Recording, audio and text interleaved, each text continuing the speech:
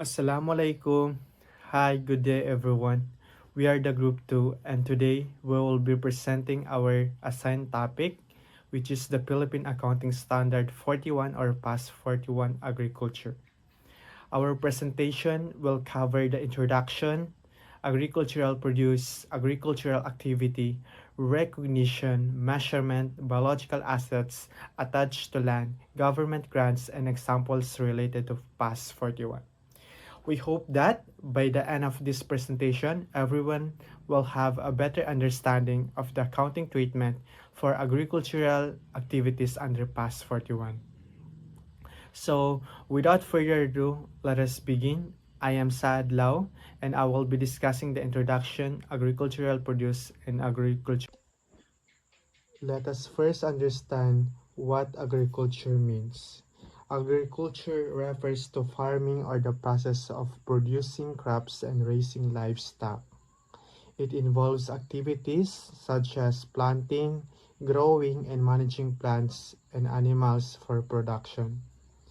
In accounting, PAS 41, agriculture provides the guidelines on how agricultural activities should be accounted for and disclosed in financial statements.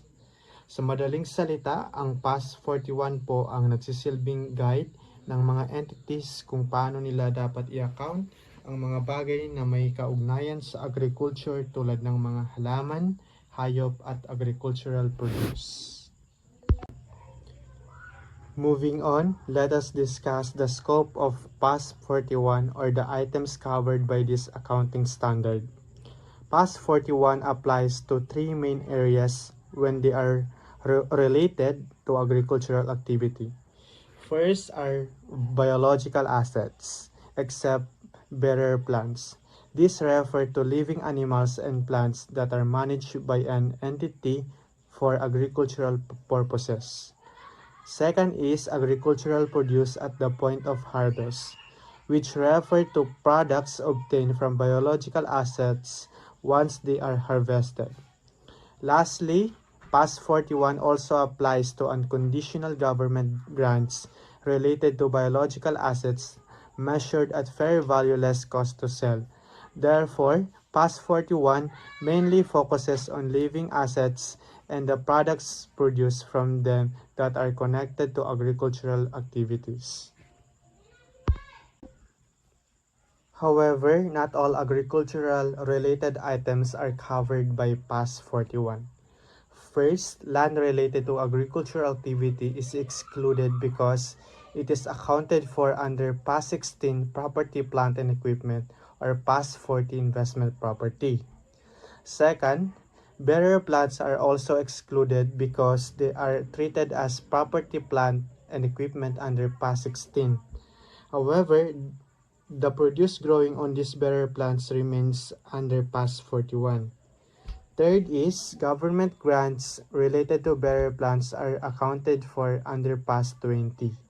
And lastly, intangible assets related to agricultural activity are accounted for under PAS 38.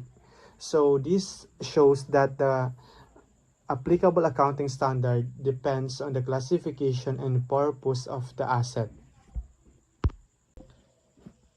Next, let us discuss the application of PAS 41 to agricultural produce. PAS 41 applies only until the point of harvest. Once the produce has been harvested, it is no longer covered by PAS 41. Instead, it will be accounted for under PAS 2 inventories or other applicable PFRS accounting standard.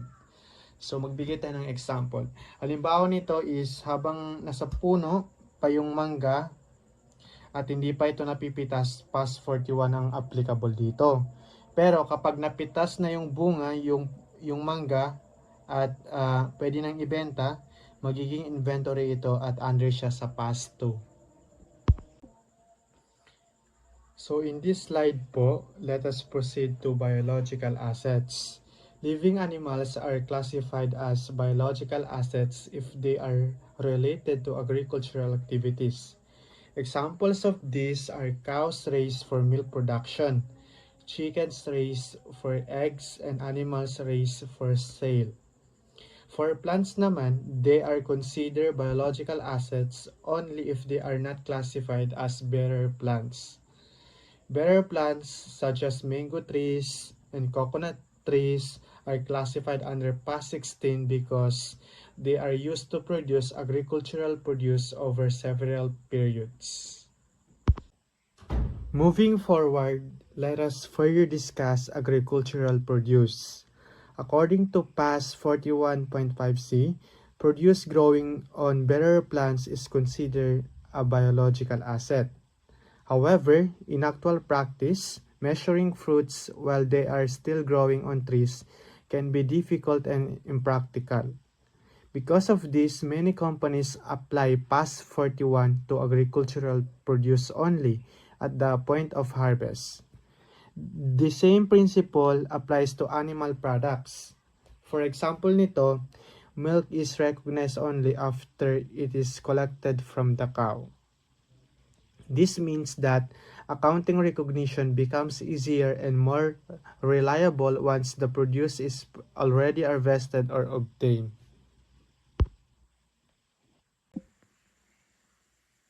So in this slide po, the illustration shows a simple example of how agricultural produce is accounted for under PAS 41 and IAS 2. So the apple tree is considered a bearer plant. So it is accounted for under PAS 16 yung property, plant, and equipment because it is used to produce fruits over several years, di ba? So the apple fruits growing on the tree are considered biological assets under PAS 41. According to the concept po of PAS 41, a biological asset is a living plant or animal that undergoes biological transformation such as growth and maturation, which changes its value over time. So once the apples are harvested, they become agricultural produce. At the point of harvest, they are initially measured at fair value less cost to sell, and this becomes their cost.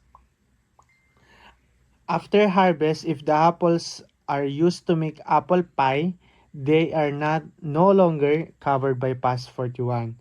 Instead, the finished product is treated as inventory and it is accounted for under PAS 2 or inventories. So the main concept to remember is that PAS 41 applies only until the point of harvest. After harvest po, the agricultural produce is accounted for under PAS 2 if it is held as inventory or processed into finished goods. So kapag talaga binebenta na after ng harvest, hindi na talaga siya pasok sa PAS 41. Yun lang tatandaan natin.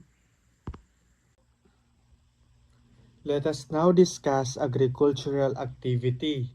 Biological assets and agricultural produce are accounted for under PAS 41 only when they are related to agricultural activities. If they do not relate to agricultural activity, other applicable PFRS accounting standards will be used. For example nito, plants used only for landscaping purposes are not considered biological assets because they are not intended for production or sale. Instead, they are classified as land improvements under property, plant, and equipment. So in this slide, let us define what agricultural activity means under PAS 41. Agricultural activity refers to the management of biological transformation and harvesting of biological assets for sale, conversion into agricultural produce, or production of additional biological assets. Biological transformations includes the natural processes of growth, production, reproduction, and changes that happen to living plants and animals.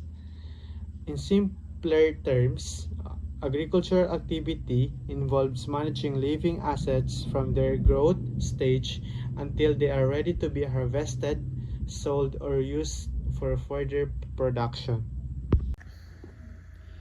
Moving on to the recognition criteria, a biological asset or agricultural produce is recognized when it meets the asset recognition criteria, including the reliable measurement of its fair value or cost.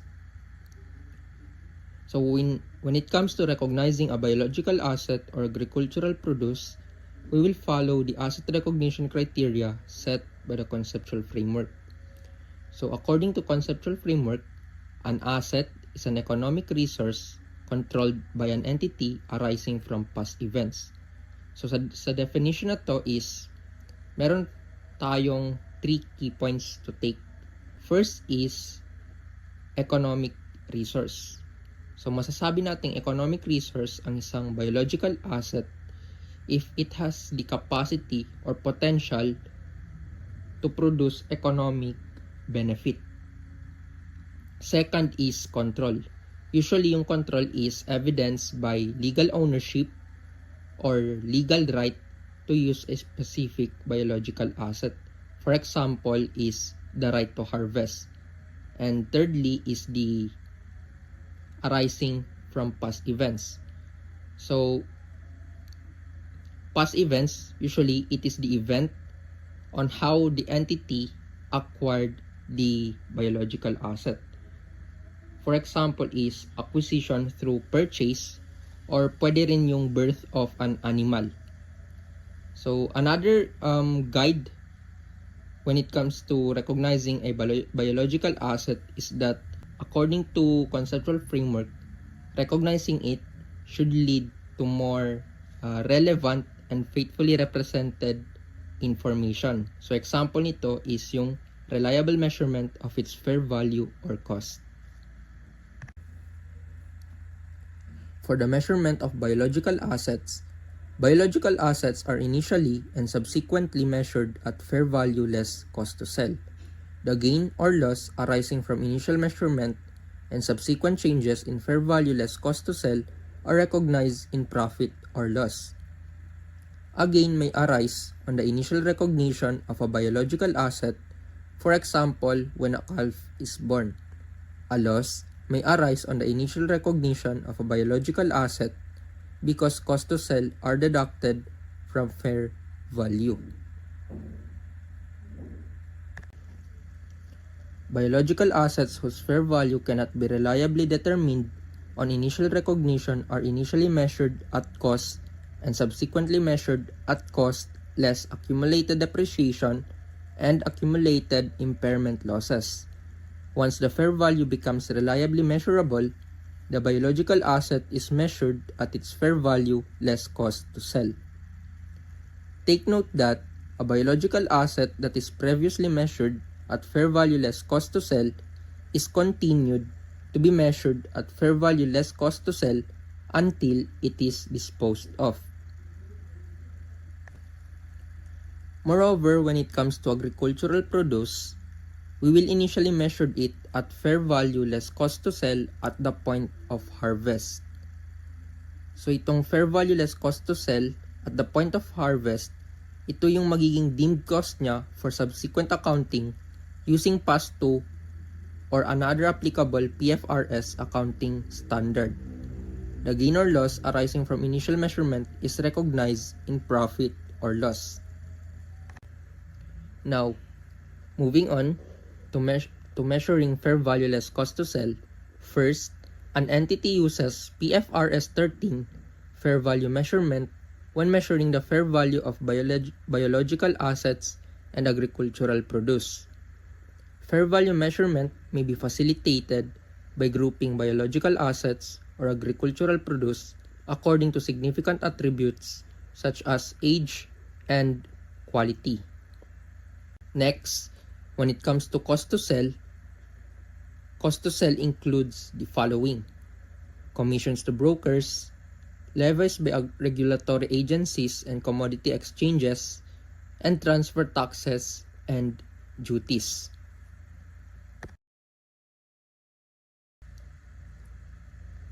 Moving on to the illustrations, on illustration number 1, On January 1, ABC Co. acquired a biological asset at its fair value of 10,000. Necessary costs incurred on the purchase totaled 2,000. It was estimated that if the biological asset is to be sold currently, cost to sell would amount to 500. So, ang initial recognition dito by using the journal entry is that debit, biological asset, 9,500, debit, loss from change in fair value less cost to sell, 2,500, and cash, and credit cash, 12,000. So, always natin tatandaan yung provision ng PAS 41 na on both initial recognition and subsequent recognition, we always record the biological asset at fair value less cost to sell. So, dito, nagkaroon ng loss from change in fair value less cost to sell kasi hindi tugma yung cash sa initial measurement ng biological asset. So, si entity ABC Co, binayaran niya or binili niya yung biological asset ng 12,000. However, ire-record natin yung biological asset through its fair value less cost to sell, which is 9,500. Now, yung difference with this amount is either mapupunta sa loss or gain. So, since mas malaki yung credit na cash, so magde-debit tayo ng loss from change in fair value less cost to sell. For the next illustration, on August 1, a dairy cattle of ABC Co. gave birth to a calf. The fair value less cost to sell of a newly born calf as of August 1 is 5,000.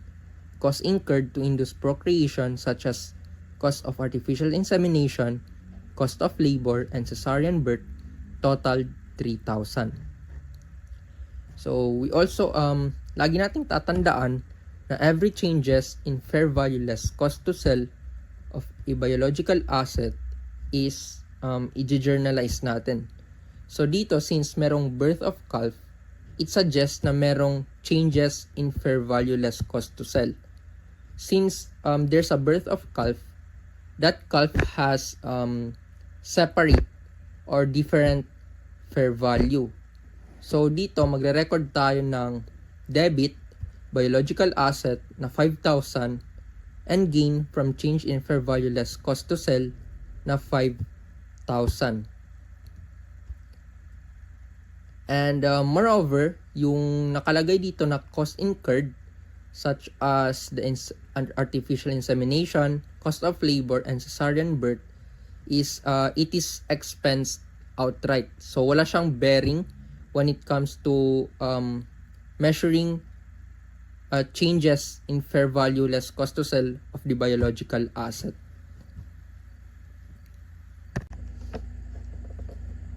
For the illustration number 3, on April 1, ABC Co harvested ripe mangoes. The harvested mangoes have fair value less cost to sell of 50,000 on April 1. Labor costs incurred in the harvest totaled 5,000. So for the journal entry, we debit inventory 50,000 and we credit fair value less cost to sell of agricultural produce or gain from change in fair value less cost to sell na 50,000. So as stated earlier, we measure the agricultural produce at its fair value less cost to sell at the point of harvest. So na magre-record tayo ng credit, gain from change in fair value less cost to sell na 50,000, and now magde-debit tayo ng inventory. So, bakit inventory instead of biological asset?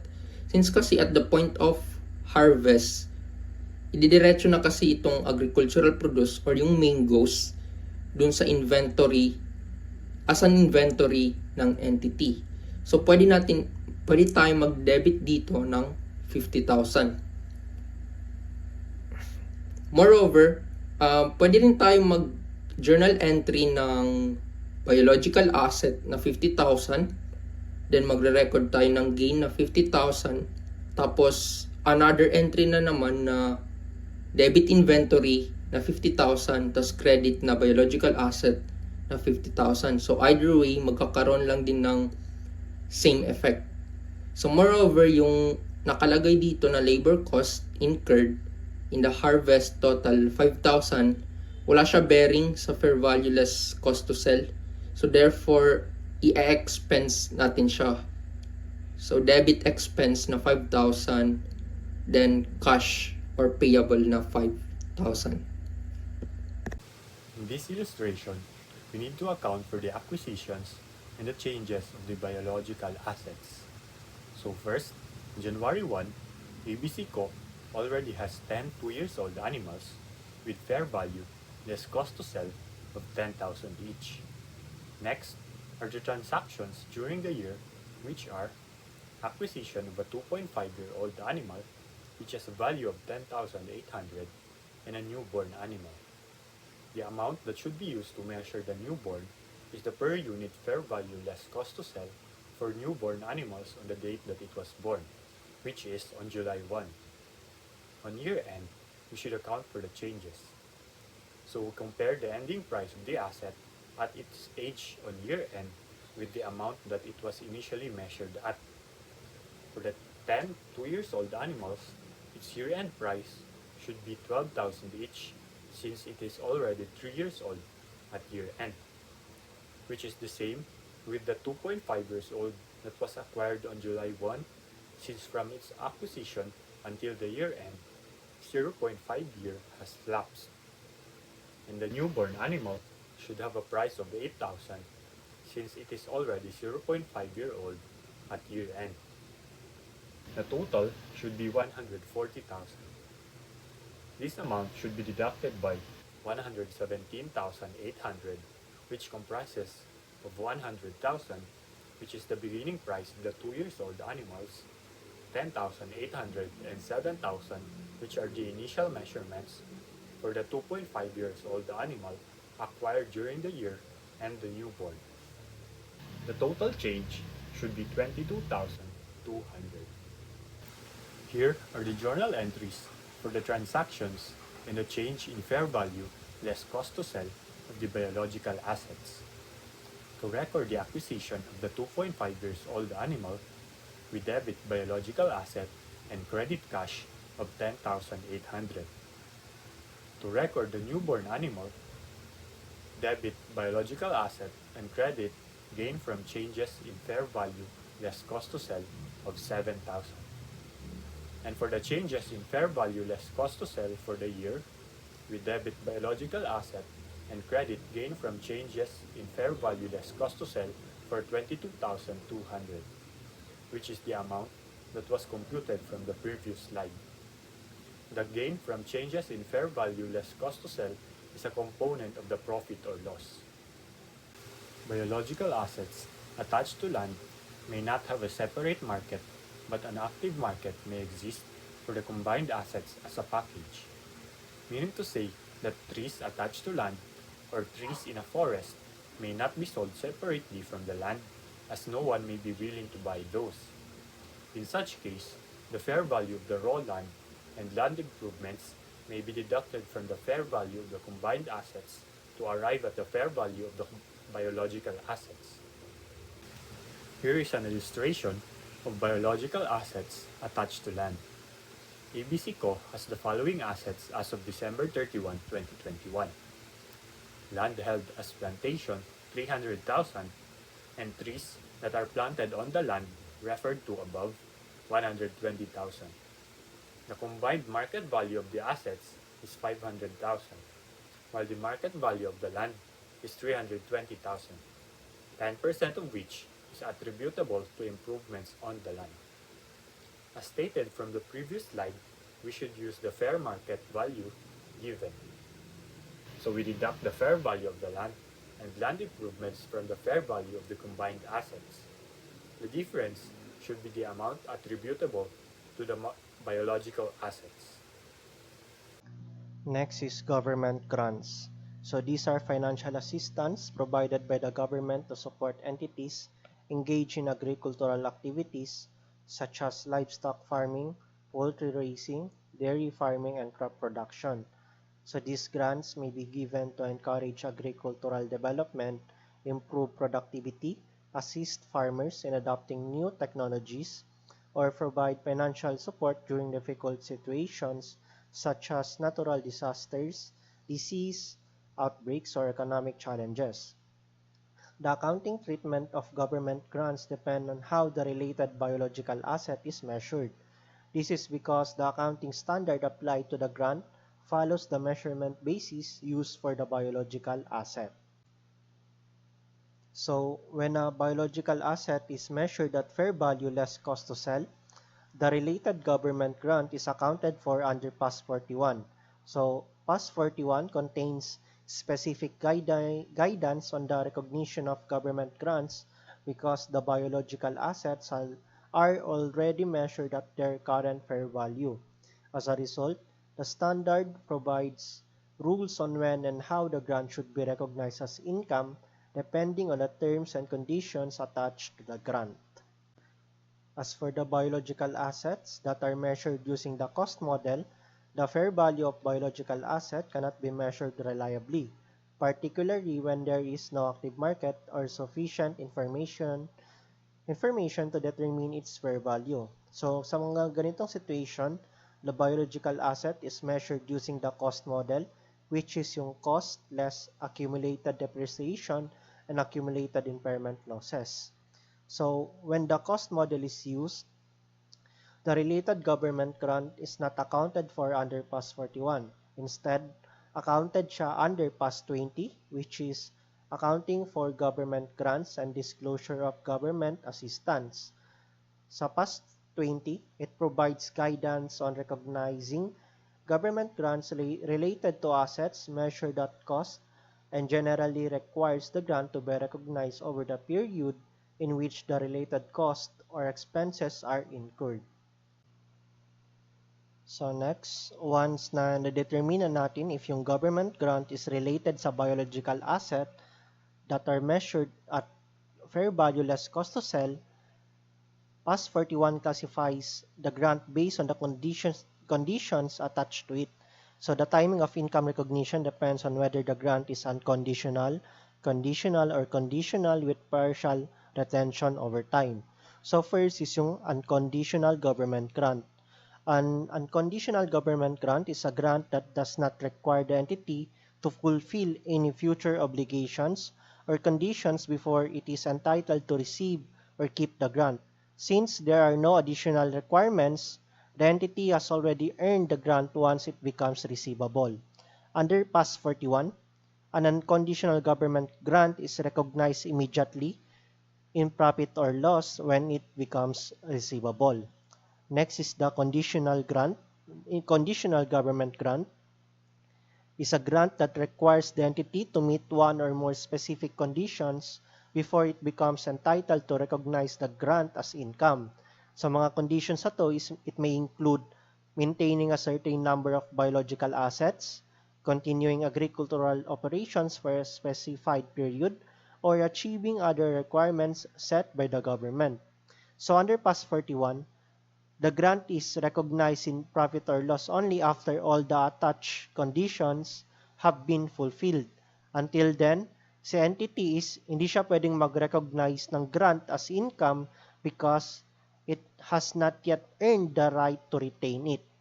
And the third classification is the conditional government grant where part of the grant may be retained over time. So some government grants are also conditional, but the grant agreement allows the entity to retain part of the grant according to the time that has elapsed.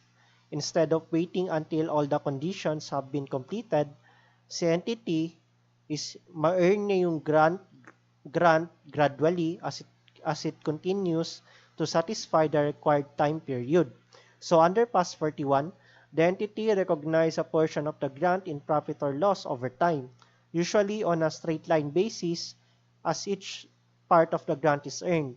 This continues until the full amount of the grant has been recognized.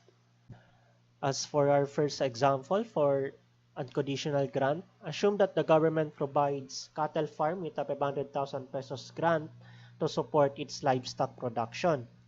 The farm measures its cattle at fair value less cost to sell, and the government does not impose any conditions on how the grant should be used or retained. Uh, since the grant is unconditional, under PAS 41, it requires the farm to recognize the entire 500,000 as income immediately when it becomes receivable. So because there are no conditions attached to the grant, the farm has no future obligations to fulfill before keeping the money. As for our next example, assume that cattle farm receives the same 500,000 government grant and the cattle are measured at fair value less cost to sell. However, the grant is conditional. The government requires the farm to actively raise and maintain the herd for a straight 5-year period. If the farm sells the herd or ceases operation before the 5 years are up, the grant must be returned in full.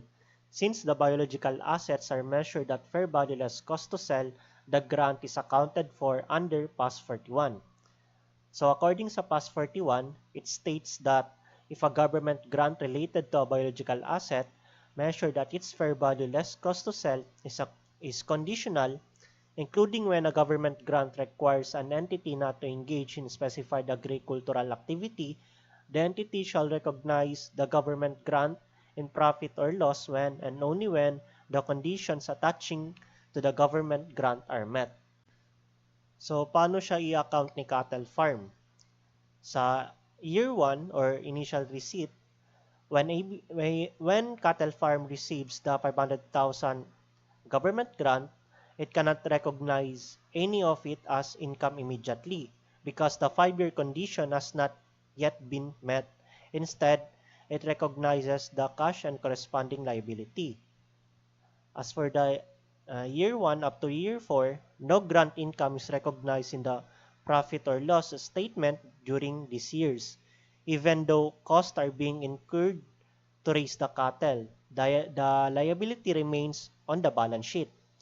And if sa year 5, yung conditions is na met na, at the end of the 5th year, once the condition is officially satisfied, the entire 500,000 pesos na government grant is recognized in profit or loss as grant income. As for our third example, conditional grant where part of the grant may be retained over time. Assume that the government provides cattle farm with a 500,000 grant. The farm measures its cattle at fair value less cost to sell. The grant requires the farm to continue operating its cattle farm for 5 years. However, the agreement states that the farm is allowed to retain 1/5 of the grant for each year that it continues operating. If the farm stops operating before the end of the 5 years, it must repay only the portion of the grant that has not yet been earned. Since the term of the grant allowed the farm to retain part of the grant based on the passage of time, the grant is recognized as income proportionally over the 5-year period. Next is yung encouraged disclosures. First is disclosure of consumable and bearer biological assets. Under PAS 41, it encourages entities to separately disclose consumable biological assets and bearer biological assets because they have different purposes and generate economic benefits in different ways. So, ang consumable biological assets is ito yung mga assets that are intended to be harvested or sold. These include livestock raised for meat, fish for sale, or trees grown for timber. While yung bearer biological assets, ito yung mga assets that are used repeatedly to produce agricultural products rather than being sold themselves. Example nito is mga dairy cows that produce milk, breeding livestock, and fruit-bearing trees.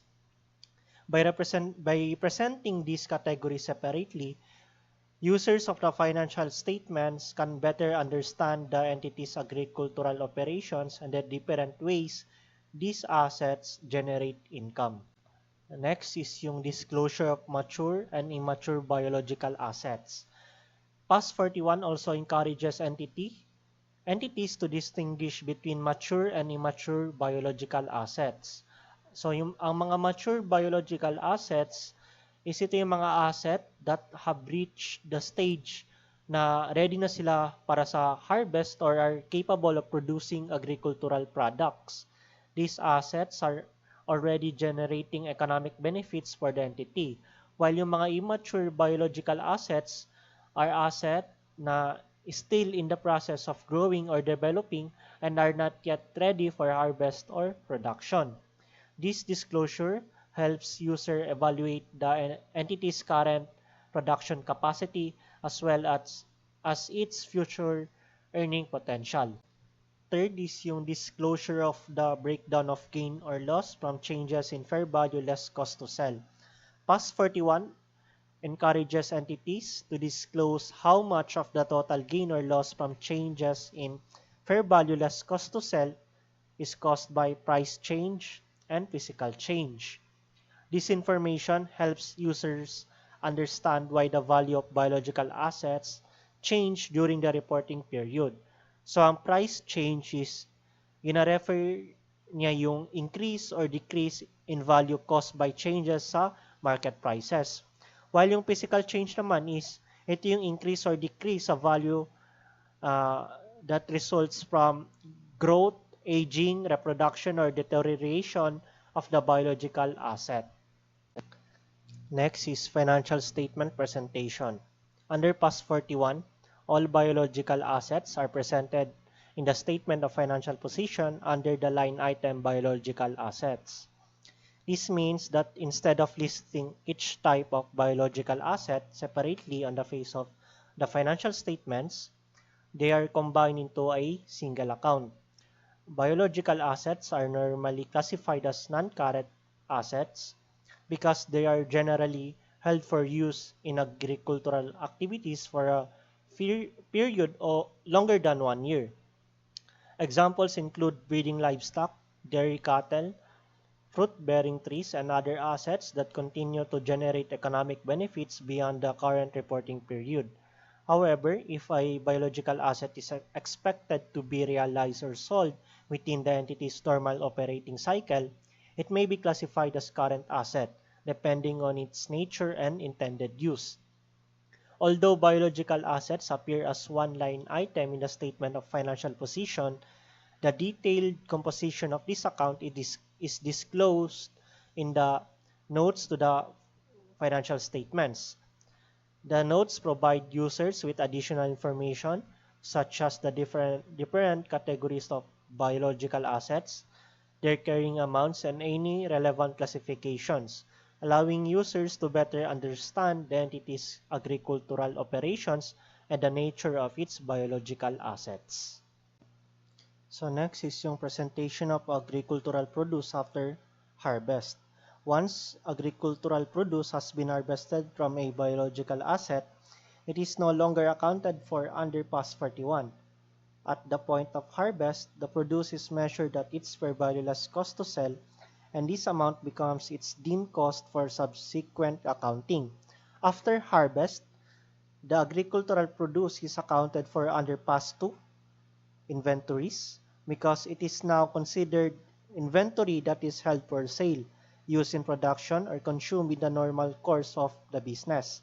As a result, agricultural produce is presented in the statement of financial position under the line item inventories and is generally classified as current asset since it is expected to be sold or used within the entity's normal operating cycle. An example of this is when a dairy farm harvests fresh milk from its dairy cows. At the time of the harvest, the milk has a fair value less cost to sell of 200,000.